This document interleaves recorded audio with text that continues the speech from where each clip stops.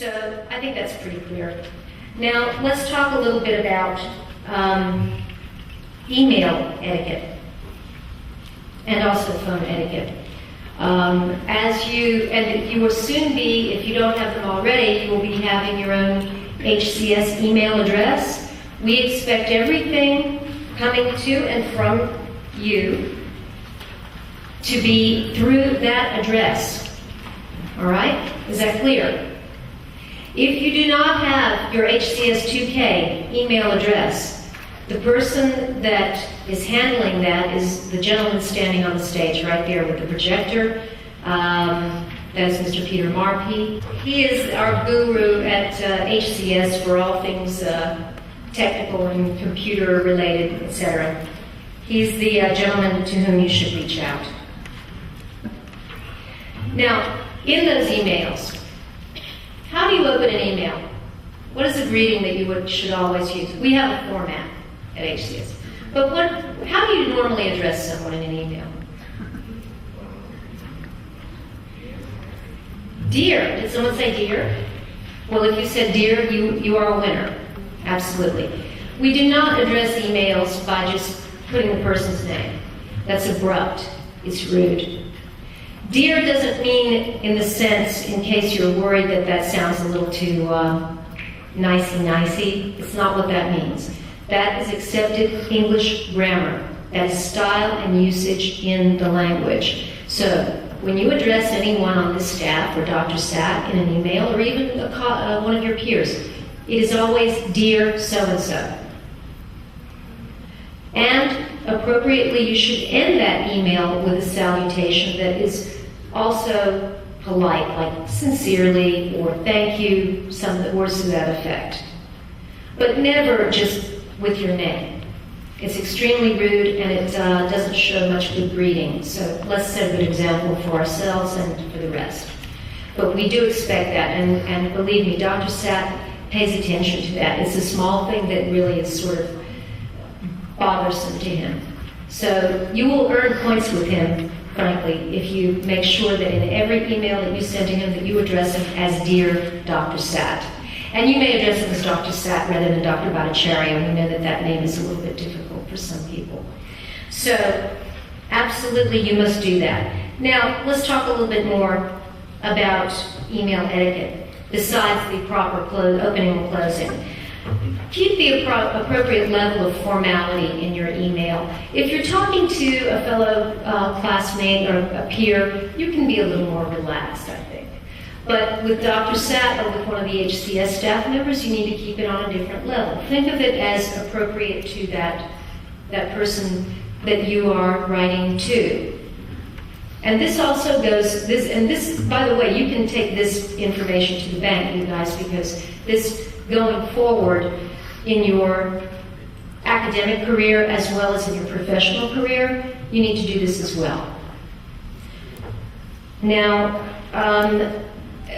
always, before you send out an email, check your spelling. A lot of us write emails in haste. That's sort of the nature of what email is about.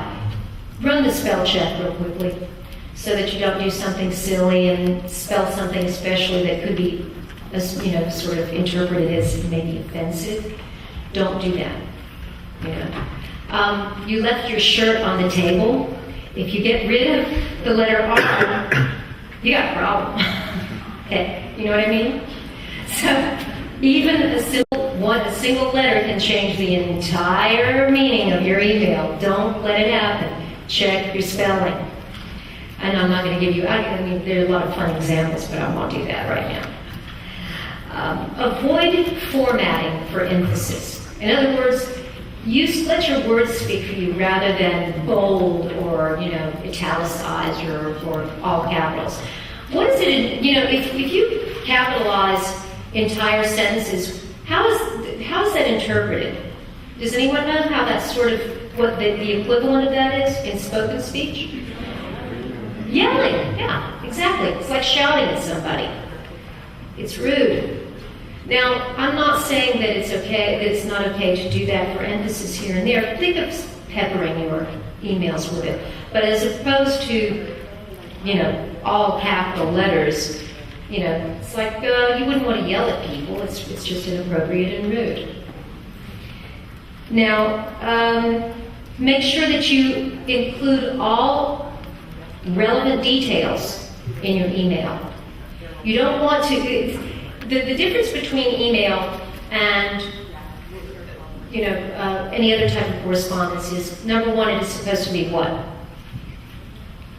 What is the design of an email, generally speaking? Any ideas? Exactly. Faster and brief. Sometimes I even find myself getting into too much detail in an email, and then I go back and I erase all of that, and I go, I'll just tell them that. And that's exactly the way that should be. Save the long-winded details for later. Your idea is to hit the high points, as we say down south. All right, skip the details, hit the high points. Now, think about your sentence structure. All sentences must begin in a capital letter and must end in punctuation of some sort. Yes. It's not even the same as texting someone. And those two things are distinctly different. And please, the pronoun YOU is never, ever to be written as a single letter U when sending an email to someone that is of serious. If you want to be taken seriously, write seriously. I actually had a student who submitted a paper to me and substituted YOU with the letter U. Now, I'm not going to tell you what the aftermath of that was, but I'm sure you can probably guess what that grade was. If it could have been lower than 0, I would have done it, but that just wasn't possible. So it's just not appropriate to do that sort of shorthand. Now, if you write an email, and let's say it's rather emotionally charged, in other words, you're upset about something, you're trying to convey that this is you're angry about something, draft it, but keep it in draft, walk away from it, and come back to it a few minutes later, okay? Reread it, believe me, it's sort of like, if you've ever written a paper the night before it was due, you wrote it very hastily, you look at it a week later and you go, what was I thinking? Well, the same thing is true for email. Just try to stay very balanced in your emotional approach in your emails as well. That's a very important thing to remember.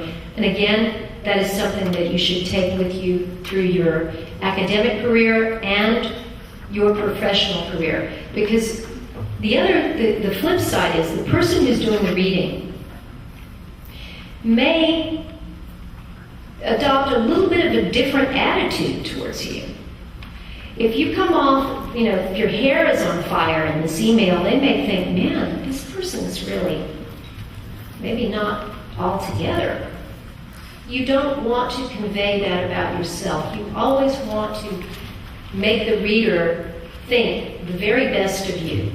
That goes for anything you put in writing. Because, by the way, anything that ever goes in an email, if you believe in your mind that that's for any reason ever private, you're absolutely wrong. There is no privacy when it comes to email. There's no privacy in any of that. You are representing yourself, so be careful. Try not to write anything that you will regret. If someone has written you something and it doesn't look like they're asking for a reply from you, it's still polite to acknowledge that email. Just say, thank you, I received your email. That's all. You don't necessarily have to respond any more than that, particularly if it's an email from someone on staff. We just would like to know that you read it. So even if we're not really asking for a response from you, you don't have to say to answer a question or whatever, we still would like to know that you will acknowledge the fact that you received that email. And that's true from between one another.